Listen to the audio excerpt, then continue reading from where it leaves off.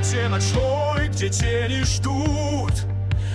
Помните те времена, когда поход в видеопрокат был настоящим событием?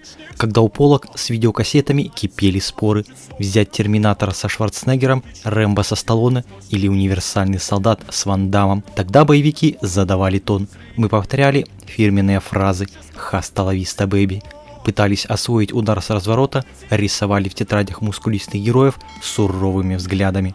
Арнольд, Сильвестр, Брюс, Жан-Клод, Дольф – эти имена знал каждый. Они были не просто звездами, а символами силы и непоколебимости. Но прошли десятилетия. Видеопрокаты исчезли, кассеты сменились стримингом, а герои боевиков столкнулись с новыми реалиями, возрастом, сменой трендов, поиском себя за пределами жанра.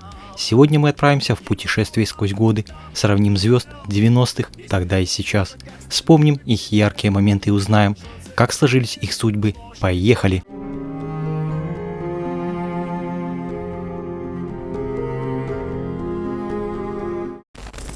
Пик актерской славы австрийского культуриста и бодибилдера пришелся на 90-е годы, когда вышли такие картины, как «Последний киногерой», «Правдивая ложь», «Конец света» и, конечно же, «Терминатор 2. Судный день».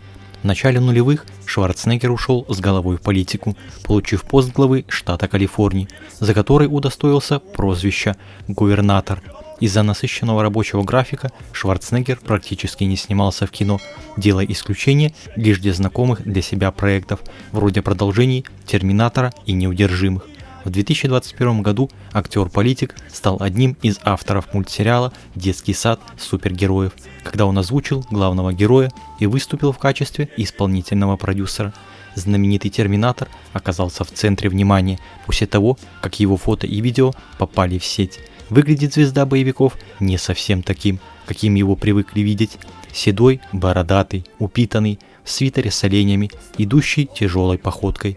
Папарацци сфотографировали Арнольда Шварценеггера в непривычном для него образе Санта-Клауса.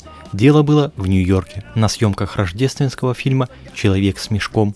Пользователи сети и таблоиды начали строчить комментарии, что Железный Арни теперь не такой уж и железный, и вообще скорее похож на бабушку с тележкой, а не на Санту с мешком. Напомню, что Арнольду Шварценеггеру 78.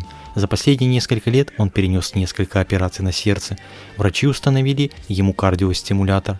Серьезными проблемами со здоровьем, которые являются прямым следствием его многолетней спортивной карьеры и съемок в экшн-фильмах, дают о себе знать. Да и образ Санта-Клауса не располагает к тому, чтобы Железный Арни молодился.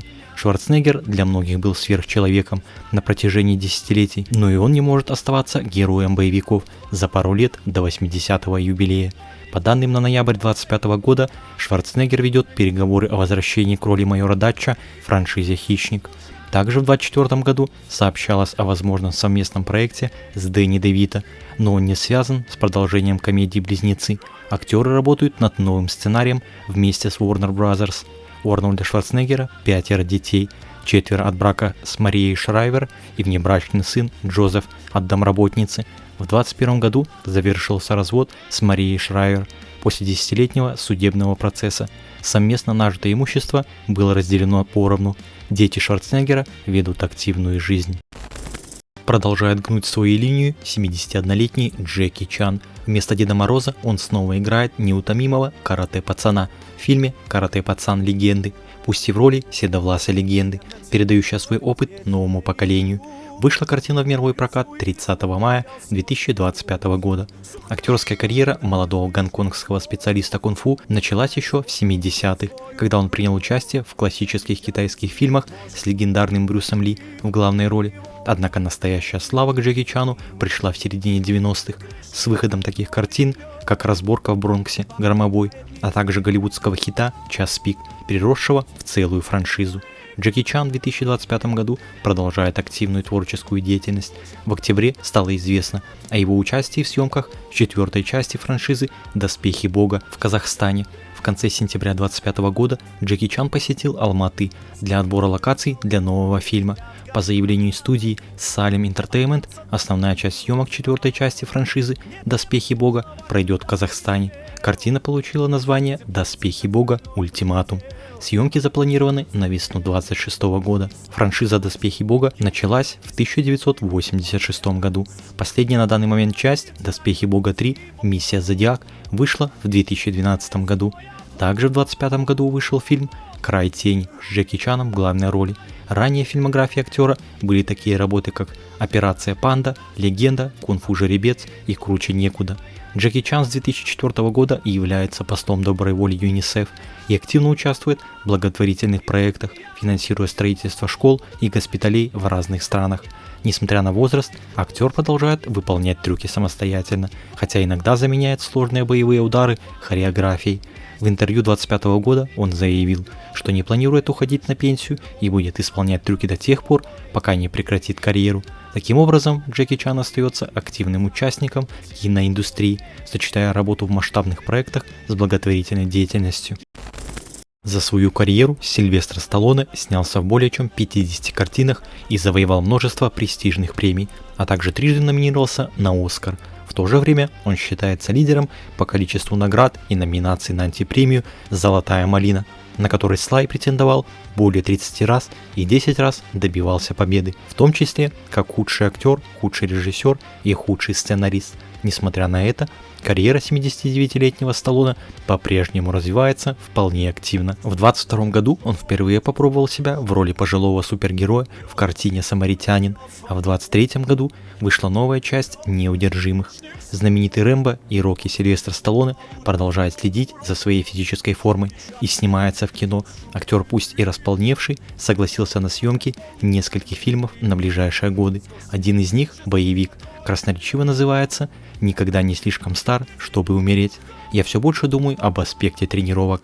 Это больше, чем просто нарциссизм. Или посмотрите на меня, я хочу выставить на показ то и это. Я уверен, если вы не чувствуете себя сильным или сокрушаетесь, каким вы были раньше, это влияет на все, заявил он. Кроме того, в последнее время актер стал объектом активного внимания прессы в связи со слухами о расставании с женой Дженнифер Флавин после 25 лет брака. Якобы экс-фотомодель и предприниматель обвинила мужа в растрате семейного бюджета. Впрочем, после этого супругов уже не раз снова видели вместе, а источники из окружения пары заявили об улаживании конфликта. Самый молодой из сегодняшней подборки – 65-летний Жан-Клод Ван Дамм. Ван Дамм – яркий пример специалиста боевых искусств, который добился успеха как в спорте, так и на экране. Получил мировое признание после культового фильма «Кровавый спорт», а в первой половине 90-х развил успех, снявшись в знаменитых картинах «Двойной удар», «Универсальный солдат» и «Трудная мишень». В 19 лет актер выступал на чемпионате мира по карате и кикбоксингу, а недавно он повторил свое знаменитое фото спустя 36 лет. Легенда до сих пор в порядке. Звезда голливудских боевиков в очередной раз доказал, что возраст не помеха для отличной физической формы и активной жизни. Вслед за вышеназванными картинами в карьере Ван Дамма начался продолжительный спад. Фильмы, выходившие в конце 90-х и нулевых, уже не имели такого успеха. Да и сам актер говорил, что все эти махания ногами в воздухе ему порядком надоели. Так, в 2021 году с участием артиста вышел французский комедийный боевик «Последний наемник», а затем обладатель черного пояса по карате озвучил одного из главных персонажей мультфильма «Миньоны. Грювитация». Затем снялся в паре фильмов под названием «Тьма человека», «Прикончи их всех два», «Садовник». 27 или 63 работа никогда не прекращается. Возраст всего лишь цифра, когда живешь в мире боевых искусств. Дисциплина, сосредоточенность и сердце воина. Давайте продолжать творить историю вместе, писал он. Правда, боевик «Тьма человеческая» с Ван Даммом в главной роли, вышедший на экраны, не имел большого успеха.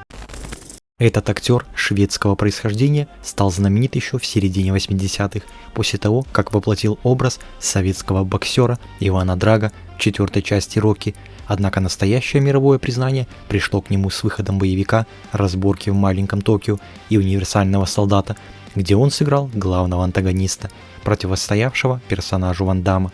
Актеру 67 лет. Он продолжает творческую деятельность и ведет активную жизнь. В 2015 году у Лундгрена диагностировали рак почки. После операции наступила 5-летняя ремиссия, но в 2020 году обнаружили метастазы в почках и печени.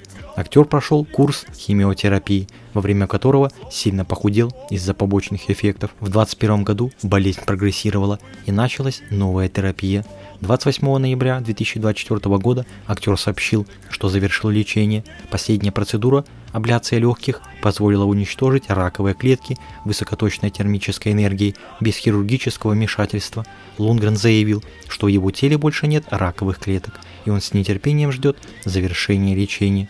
Болезнь научила актера жить настоящим моментом и наслаждаться каждым мгновением. Он также отметил, что возможной причиной рака могло стать употребление стероидов в 80-х и 90-х годах, однако доказательств этому не найдено. С 23 года Дольф Лундгрен женат на Эмме Крокдал, фитнес-тренере, которая младше его на 39 лет. Они познакомились в 2019 году в тренажерном зале, где работала Эмма. В июне 2020 года Лундгрен сделал ей предложение, но свадьба несколько раз откладывалась из-за пандемии и лечения актера. У Лундгрена есть 2 дочери от первого брака с Аннет Квиберг, Ида и Грета. Несмотря на борьбу с раком, Лундгрен продолжал сниматься в кино. Среди его работ последних лет «Аквамен» и «Потерянное царство», «Крайне опасен» и «Неудержимые 4». В 2025 году ожидается выход фильма «Мальчишник» с участием Лундгрена. Актер также занимается режиссурой и продюсированием.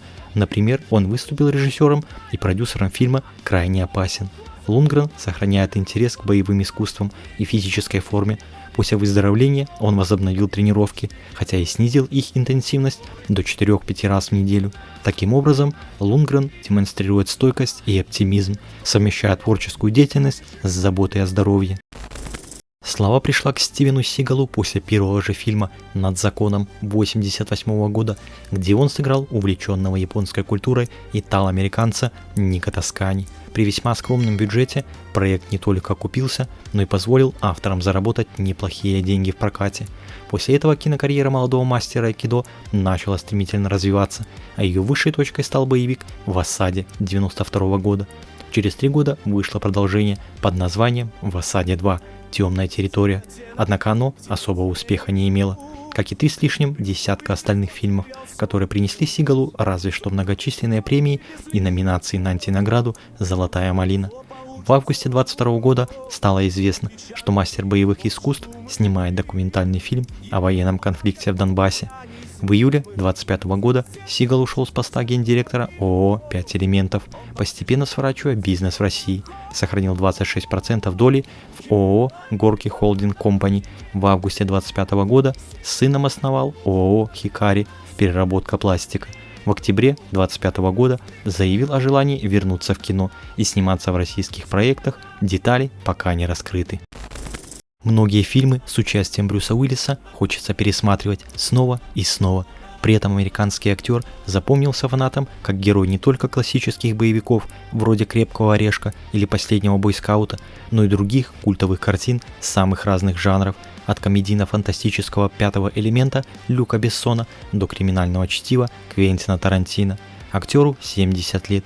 Он завершил карьеру в 22 году из-за проблем со здоровьем. В 23 году семья Уиллиса подтвердила диагноз – лобно-височная деменция, которая приводит к быстрому ухудшению работы участков мозга, связанных с личностью и языковыми способностями. В августе 25 года супруга Эмма Хеминг сообщила, что из-за прогрессирующей болезни Уиллиса переселили в отдельный одноэтажный дом со всем необходимым оборудованием. За ним круглосуточно ухаживает команда специалистов. Эмма осталась в семейном калифорнийском особняке с 2 дочерьми, 13-летней Мейбл и 11-летней Эвелин. По словам близких, актер стремительно катится вниз, но при этом иногда узнает семью. 7 ноября 2025 года папарацци запечатлели Уиллиса во время редкой прогулки в Лос-Анджелесе. Актера сопровождал помощник, на которого он опирался при ходьбе. В какой-то момент Уиллис потянулся к перилам, чтобы не упасть. Несмотря на трудности, он улыбался и переговаривался с сопровождающим. У Уиллиса 5 дочерей, 3 от бывшей жены Деми Мур и 2 от Эммы Хеминг. Все они окружили актера заботой и часто навещают его.